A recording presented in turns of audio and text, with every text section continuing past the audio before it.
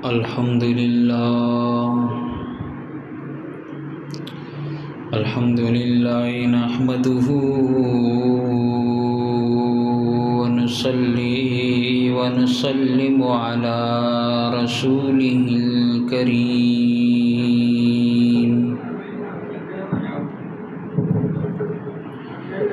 فأعوذ بالله من الشيطان الرجيم بسم الله الرحمن الرحيم وما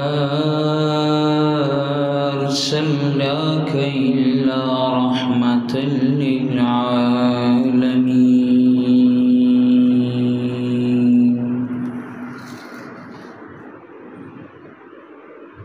اللهم صل على محمد وعلى آل محمد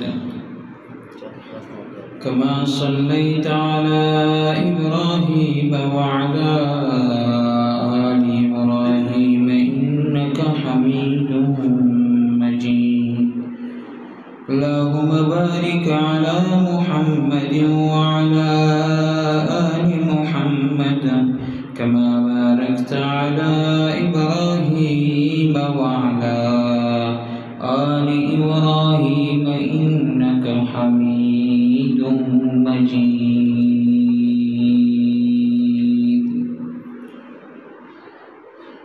میرے محترم سامعین، امت مسلمہ کے غیرت مند مسلمانوں، دوستوں، بھائیوں، پچھلے جمعے میں بھی آپ صلی اللہ علیہ وسلم کی رحمت للعالمین کا بیان کیا۔ آج بھی حضور صلی اللہ علیہ وسلم کے بارے میں، ان کی رحمت للعالمین کے بارے میں چند باتیں عرض کرنی ہیں۔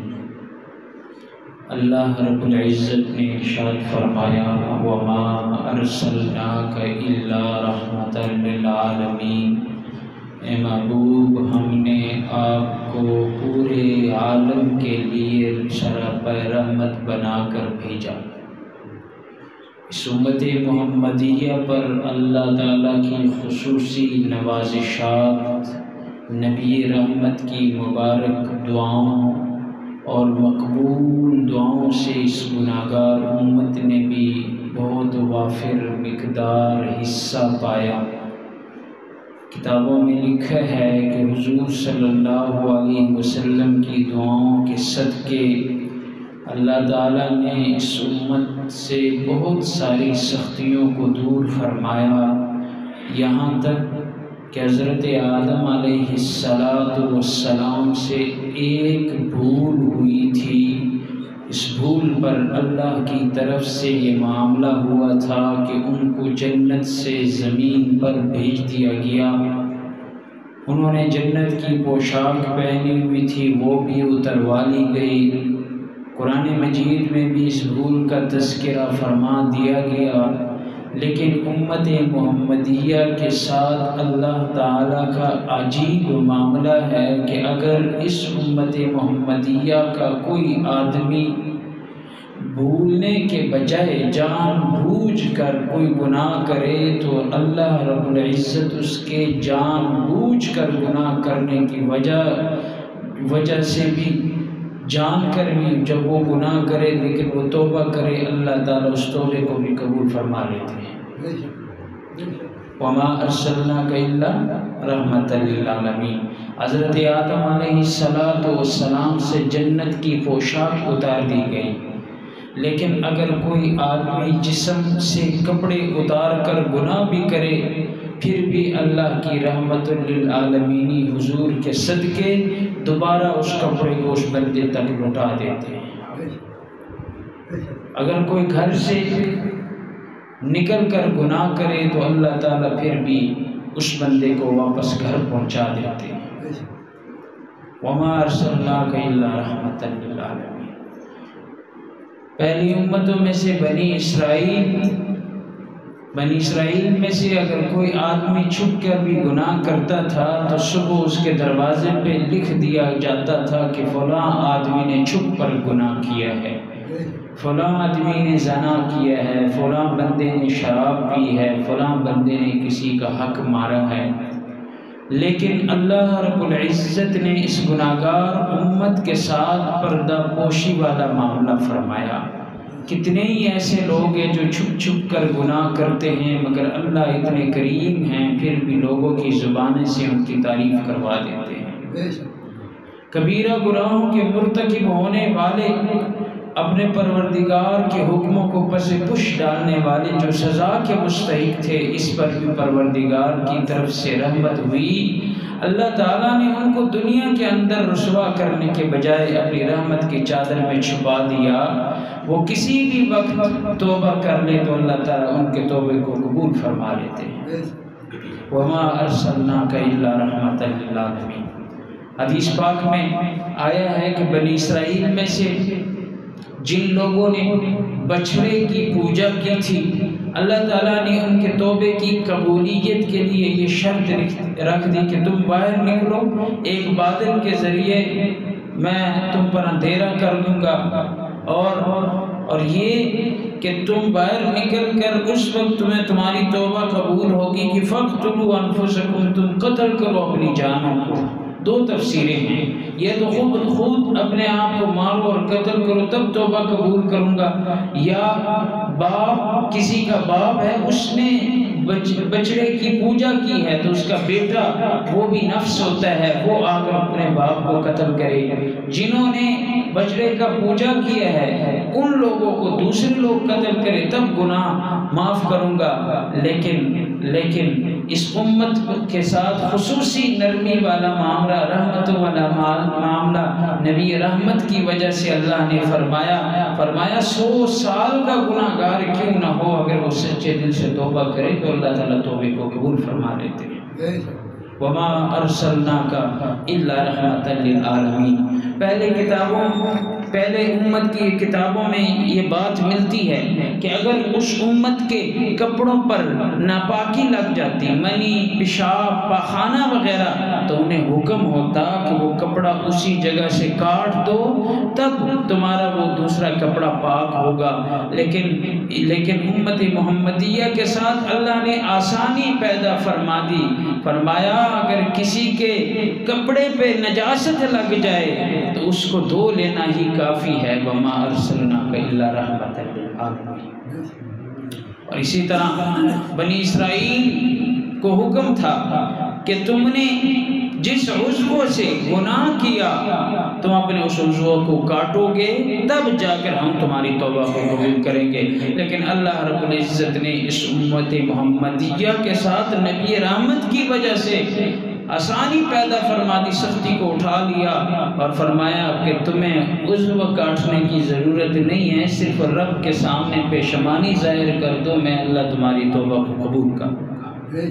وَمَا أَرْسَلْنَاكَ إِلَّا رَحْمَةً لِلْعَالَمِينَ۔ بنی اسرائیل میں زکوٰۃ دینے کی ایک عجیب طریقہ تھا، زکوٰۃ دینے کا، صدقہ دینے کا۔ اللہ تعالیٰ کا حکم تھا کہ جس نے زکوٰۃ نکالنی ہے وہ اپنے مال کو لے کے پہاڑی پر رکھ دے، اللہ کی طرف سے، آسمانوں کی طرف سے آگ آئے گی، اگر آگ جس کے مال کو جلا دے تو یوں سمجھو کہ اس کا صدقہ قبول ہو گیا، اب جس کے مال کو نہ جلایا تو اس کا صدقہ بھی قبول نہیں ہے۔ تو کتنی بڑی سختی والی بات تھی، اب جس کا صدقہ قبول نہ ہوتا، آگ نہ آتی، اس کا مال ویسے پڑا رہتا، سب کے سامنے رسوا ہو جاتا، عزت اس کی معاشرے میں نہیں رہتی تھی۔ اللہ نے اس امت سے نبی رحمت صلی اللہ علیہ وسلم کی وجہ سے سختی کو اٹھا لیا، فرمایا تمہارے مال کو آگ نہیں جلائے گی بلکہ صدقہ کرنا ہے، زکوٰۃ دینی، آپس میں غریبوں کو دو، اور پتہ بھی نہیں چلے گا کسی کا قبول ہے یا نہیں ہے، اللہ سب کے سامنے اس کو رسوا نہیں کرے گا۔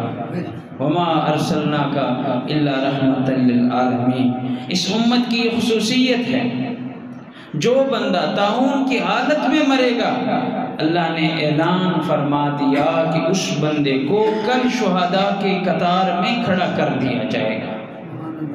وما ارسلناک الا رحمۃ للعالمین۔ ایک بندہ علم کے راستے میں نکلتا ہے، علم حاصل کرنے کے لیے اس کو موت آ جاتی ہے، فرمایا اس کا حکم بھی شہیدوں کا حکم ہے۔ ایک بندہ نہا رہا تھا، پانی میں ڈوب گیا، فرمایا اس کا حکم بھی شہیدوں والا حکم ہے۔ ایک بندے کو دل کا دورہ پڑا، اچانک انتقال کر گئے، پیٹ میں درد ہوا، اچانک انتقال کر گئے، حادثاتی موت آئی، ایکسیڈنٹ ہوا، فرمایا اس کا موت بھی شہیدوں والا موت ہے۔ وما ارسلناک الا رحمۃ للعالمین۔ حدیث مبارکہ میں آیا ہے کہ نبی کریم صلی اللہ علیہ وسلم جب تہجد کی نماز میں تلاوت فرمایا کرتے تھے، اب جن آیات میں پہلے قوموں کے عذاب کا تذکرہ ہوتا، قوم عاد، قوم سمود، ان لوگوں کا، تو حضور صلی اللہ علیہ وسلم ان آیات کو پڑھ کے رویا کرتے تھے بہت زیادہ۔ اللہ تعالیٰ نے سورہ فرقان آیت نمبر 38 پہ ارشاد فرمایا، وعادا وثمودا واصحاب الرس وقرونا بین ذلک کثیرا وکلا ضربنا له الامثال وکلا تبرنا تدبیرا۔ فوراً اپنی گناہگار امت کا خیال آ جایا کرتا، آپ صلی اللہ علیہ وسلم ان آیتوں کو پڑھتے ہوئے رو پڑتے۔ آپ صلی اللہ علیہ وسلم کے چند ریش مبارک، بال مبارک سفید ہوئے، صحابہ اکرام نے پوچھا تو فرمایا جلدی بوڑھے ہونے کی وجہ سے نہیں سفید ہوئے، اپنے امت نے مجھے، اپنے امت کے غم کی وجہ سے یہ سفید ہوئے۔ جن جن آیات میں اللہ نے عذابوں کا تذکرہ فرمایا تو اس وقت جب میں پڑھتا ہوں تو دل میں اپنے امت کا غم آ جاتا ہے، جس کی وجہ سے میں روتا ہوں، میری داڑھی کے بال سفید ہو گئے۔ سورہ ہود اور دوسری اس قسم کے صورتوں میں جو عذاب کے تذکرے موجود ہیں۔ تو حضور صلی اللہ علیہ وسلم کا ایک خصوصی امتیاز ہے اس امت کے لیے۔ پہلے بھی انبیاء گزرے، جب وہ امتی ان انبیاء کی بات نہیں مانتے تھے، دعوت دیتے وہ بات جھٹلا دیتے، ہٹ درمی ضد پہ اتر آ جاتے اور وہ ہدایت کی طرف نہ آتے، تو ہر نبی اپنے رب سے شکایت کر لیتا۔ حضرت نوح علیہ السلام نے 950 سال تک جب تبلیغ کی دعوت دی نا، سب کو اکٹھے فردن علیحدہ، تب اللہ کے سامنے فریاد کرنے لگے، رب لا تذر علی الارض من الکافرین دیارا، اللہ انہوں نے تو میری بات نہیں مانی، ان کا ایک گھر بھی نہ چھوڑنا۔ لیکن اس امت کہ نبی رحمت کی خصوصیت ہے کہ اس امت کے لیے ہمارے نبی آپ کے اور ہمارے پیارے آقا صلی اللہ علیہ وسلم روئے ہیں۔ یہ رونا صرف خصوصی امتیاز آپ صلی اللہ علیہ وسلم کا ہے۔ ایک مرتبہ حدیث پاک میں ارشاد گرامی ہے، حضور صلی اللہ علیہ وسلم کے پاس جبریل امین تشریف لائے۔ جبریل امین جب تشریف لائے اداس لگ رہے تھے۔ حضور صلی اللہ علیہ وسلم نے پوچھا کیا بات ہے، کیوں غمزدہ ہے، آپ کا رنگ اڑا اڑا نظر آ رہا ہے، آپ مجھے اداس نظر آ رہے ہیں۔ تو جبریل نے کہا میں نے اللہ کے حکم سے آج جہنم کا نظارہ کیا ہے، ابھی ابھی جہنم کا نظارہ کر کے آ رہا ہوں۔ حضور نے فرمایا کیا صورتحال ہے؟ فرمایا جہنم کے 7 خانے ہیں، سب سے نچلے خانے میں جو سب سے سخت عذاب ہوگا اور اوپر والے خانے میں ہلکا عذاب ہوگا۔ فرمایا سب سے نیچے والا جو خانہ ہے اس میں منافقین جائیں گے، ان المنافقین فی الدرک الاسفل من النار، اور اس سے اوپر والے خانے میں مشرک لوگ جائیں گے، اور اس سے اوپر والے خانے میں فرمایا وہ لوگ جائیں گے جو چاند اور ستاروں کی پوجا کرتے ہیں۔ فرمایا اس سے اوپر والے آتش پرست جائیں گے، اور اس سے اوپر والے تیسرے خانے میں یہودی جائیں گے، اور اس سے اوپر والے حصے میں عیسائی جائیں گے۔ آخری جو اوپر والا حصہ ہے خاموش ہو گئے۔ جب خاموش ہو گئے حضور صلی اللہ علیہ وسلم نے پوچھا کیوں خاموش ہوئے، آگے بتاؤ سب سے اوپر والے خانے میں کون جائیں گے؟ فرمایا وہ خانہ تمہاری اس گناہگار امت کے لیے، حضور صلی اللہ علیہ وسلم نے جب یہ سنا کہ اللہ تعالیٰ اس امت کے گناہگاروں کو بھی جہنم میں ڈالیں گے تو اب بہت غمگین ہوئے، رونے لگے، علیحدگی اختیار فرما لی، حجرہ مبارک میں چلے گئے۔ اب حجرہ مبارک کے اندر پروردگار کے سامنے آہوزاری میں مشغول ہو گئے۔ جب بھی نماز کا ٹائم ہوتا حجرے سے نکل کر آ کر نماز پڑھ لیتے، نماز ادا کرنے کے بعد واپس تشریف لے جاتے، کسی سے کوئی بات چیت نہیں، گھر والوں کو کوئی ٹائم نہیں دے رہے، گھر بھی نہیں جا رہے، محفلوں میں بھی نہیں بیٹھ رہے۔ صحابہ اکرام عاشقان رسول بیٹھے اسی انتظار میں حضور ہماری طرف متوجہ ہوں گے، حضور صلی اللہ علیہ وسلم کسی کی طرف متوجہ نہیں ہو رہے۔ واپس جب جاتے حجرہ مبارک میں دروازہ بند کر دیا جاتا، اور دروازہ بند کرتے تو کسی کے لیے نہ کھولتے، تو تیسرے دن رہان آ گیا۔ جب تیسرا دن ہوا تو سیدنا صدیق اکبر رضی اللہ تعالی عنہ نے آپ کے حجرے کے دروازے کے پاس آئے اور دستک دی، السلام علیکہ یا رسول اللہ، لبیک، سلام کیا کہ میں حاضر ہوں یا رسول اللہ، ابو بکر ہوں۔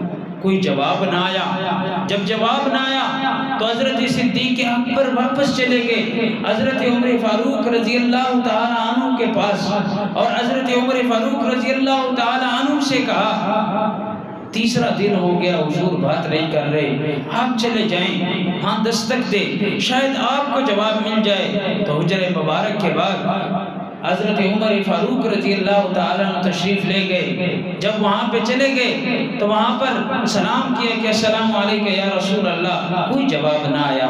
حضرت عمر کو بھی جب جواب نہ ملا واپس آ گئے۔ راستے میں حضرت سلمان فارسی رضی اللہ تعالیٰ عنہ ملے تو حضرت سلمان فارسی رضی اللہ تعالیٰ عنہ سے کہا، سلمان، آپ کے بارے میں بھی تو نبی کریم صلی اللہ علیہ وسلم نے ارشاد فرمایا تھا، السلمان منا اہل البیت، یہ سلمان بھی ہمارے گھرانے کا ایک فرد ہے۔ یوں مسئلہ ہے، آپ خود جائیں حضور کے حجرہ مبارک کے سامنے، آپ سلام کریں، شاید سلام کا جواب مل جائے۔ تو حضرت سلمان فارسی رضی اللہ تعالیٰ عنہ تشریف لے جاتے ہیں اور وہاں پر جا کر سلام کرتے ہیں۔ ان کو بھی سلام کا جواب نہیں ملتا۔ سلام عرض کرنے کے بعد جب جواب نہ ملا واپس لوٹے۔ تینوں آئے حضرت علی کرم اللہ وجہہ کے پاس، علی سے کہا، علی یوں ماجرا ہے، آپ جائیں حضور نبی کریم صلی اللہ علیہ وسلم کے حجرہ مبارک کے پاس، وہاں جا کر سلام عرض کر دیجئے، شاید جواب مل جائے۔ حضور بڑے غمگین ہیں، غمزدہ ہیں، رو رہے ہیں، رونے کی آوازیں آ رہی ہیں۔ تو حضرت علی کرم اللہ وجہہ نے سوچا کہ جب صدیق اکبر گئے سلام کا جواب نہ ملا، جب حضرت عمر فاروق گئے سلام کا جواب نہ ملا، جب سلمان گئے اور سلمان رضی اللہ تعالیٰ عنہ کو بھی سلام کا جواب نہ ملا، میں اپنے سے بہتر حضور کے لخت جگر خاتون جنت حضرت فاطمہ الزہرا رضی اللہ تعالیٰ عنہ سے کہہ دیتا ہوں، اور وہ خود چلی جائے گی، حضرت فاطمہ سلام کہہ لے گی، شاید حضور سلام کا جواب دے دیں۔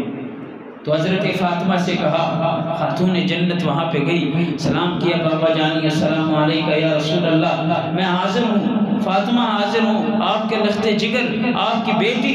تو حجرہ مبارک سے سلام کا جواب بھی آیا اور حجرے کا دروازہ بھی کھول دیا۔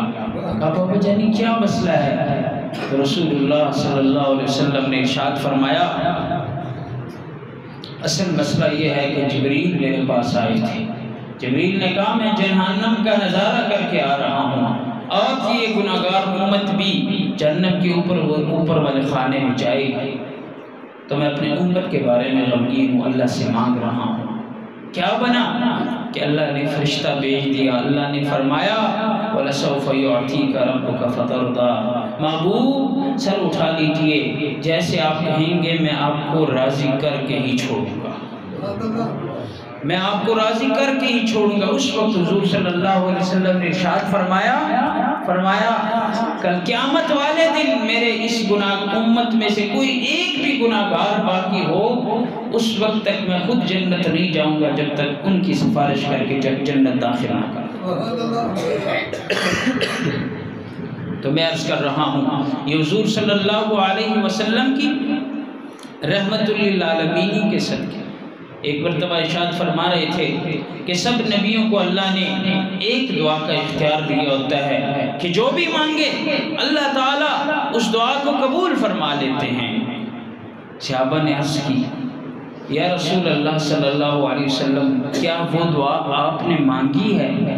حضور نے فرمایا نہیں، میں نے اس دعا کو جو یقینی طور پہ اللہ سے جو بھی مانگے دعا قبول فرما لیتے ہیں، ہر نبی کو اسے ایک دعا کرنے کا حق حاصل ہے، میں نے اس گناہگار امت کے لیے رکھا ہے، کل قیامت والے دن میں اس گناہگار امت کے لیے مانگوں گا۔ آپ خود سوچیں، اس دنیا میں جب تکالیف آتی ہیں تو تکالیف آنے میں ٹائم کیا ہوا ہے؟ وہ گھڑی خراب ہے، سیل ختم ہے نا؟ ٹھیک ہے، کیا بات کر رہا تھا؟ جس طرح میں سویا ہوا ہوں آپ لوگ بھی سوئے ہوئے ہیں، کیا بات ہے؟ ہاں ہاں ہاں، یہ ایک ماشاءاللہ جاگ رہے ہیں، میں آپ ہی کے لیے بیان کر لیتا ہوں، باقی سارے ماشاءاللہ سوئے ہوئے ہیں، سبحان اللہ۔ تو میں عرض کر رہا ہوں حضور صلی اللہ علیہ وسلم نے ایک دعا اس گناہگار امت کے لیے رکھی۔ آپ خود سوچیں، سوچنے والی بات ہے، جب ہمارے اوپر اس معاشرے میں مصیبت آتی ہے تو بھائی بھائی کے کام نہیں آتا، وہ اپنی مصیبت سلجھانے میں لگا ہوا ہوتا ہے، ٹھیک ہے، رشتہ دار کے کام نہیں آتا۔ حضور صلی اللہ علیہ وسلم نے جو اپنی زندگی میں مصائب جھیلی ہیں، شیب ابی طالب میں 3 سال تک کافروں نے قید کیا تھا، سوکھے پتھے کھانے پہ مجبور ہو گئے۔ صحابہ کرام فرماتے ہیں کہ ہماری پاخانہ مینگنیوں کی شکل میں ہوا کرتا، روٹی نہیں تھی کھانے کے لیے۔ حضور صلی اللہ علیہ وسلم کی 2 بیٹیوں کو طلاق ہوا، حضور صلی اللہ علیہ وسلم ایک بیٹی اسی وجہ سے جام شہادت نوش کر گئی۔ حضور صلی اللہ علیہ وسلم کے گھر میں اتنا کچھ نہ ہوتا کہ چولہا جلتا، مہینہ تک وہ چولہا بالکل بند رہتا تھا، کھانے کے لیے کچھ نہیں ہوا کرتا تھا۔ حضور صلی اللہ علیہ وسلم پر اوجڑیاں ڈالی گئی، سجدے میں سر جب رکھتے تو کافر لوگ اوجڑیاں اٹھا کر، عقبہ بن ابو معیط کے نام سے ہے، وہ اوجڑی اٹھا کے اس کے اوپر ڈالتے۔ حضور صلی اللہ علیہ وسلم کے گلے میں چادر ڈالی گئی، کھینچے گئے، حضور صلی اللہ علیہ وسلم کو پتھر مارے گئے، حضور صلی اللہ علیہ وسلم کے دندان مبارک شہید کر دیے گئے، حضور صلی اللہ علیہ وسلم نے سختیاں جھیلی، لیکن اس کے باوجود انہوں نے اپنے لیے آسانی نہ مانگی۔ حضور صلی اللہ علیہ وسلم کی تمام چھوٹے اولاد قاسم، عبداللہ، یہ سارے فوت ہوئے۔ جب آخری بچہ فوت ہوا تو کہنے لگے ان بفراقک لمحزونون، بیٹے آپ کے دل کی وجہ سے، آپ کے فراق کی وجہ سے، جدائی کی وجہ سے میرا دل غمگین ہے، میری آنکھیں رو رہی ہیں۔ حضور اس وقت بھی اگر چاہتے نا اللہ سے دعا فرما لیتے، بیٹا بچ جاتا، لیکن حضور نے وہ دعا سنبھال کے اگر رکھی ہے تو اس گناہگار امت کے لیے سنبھال کے رکھی۔ یہ ہمارے اوپر نبی رحمت کے بڑے احسانات ہیں، بالخصوص اس امت کے اوپر۔ ہمیں کیا چاہیے؟ ہمیں کیا کرنا چاہیے؟ ہمیں اس رحمت کی لاج رکھنی چاہیے، ہمیں اس رحمت کی لاج رکھنی چاہیے۔ اللہ تعالیٰ سے دعا ہے کہ اللہ تعالیٰ نبی رحمت صلی اللہ علیہ وسلم کے صدقے سیدھے راستے پر چلنے کی توفیق عنایت فرمائے، اور صحیح معنوں میں حضور صلی اللہ علیہ وسلم کی سچی محبت اور اتباع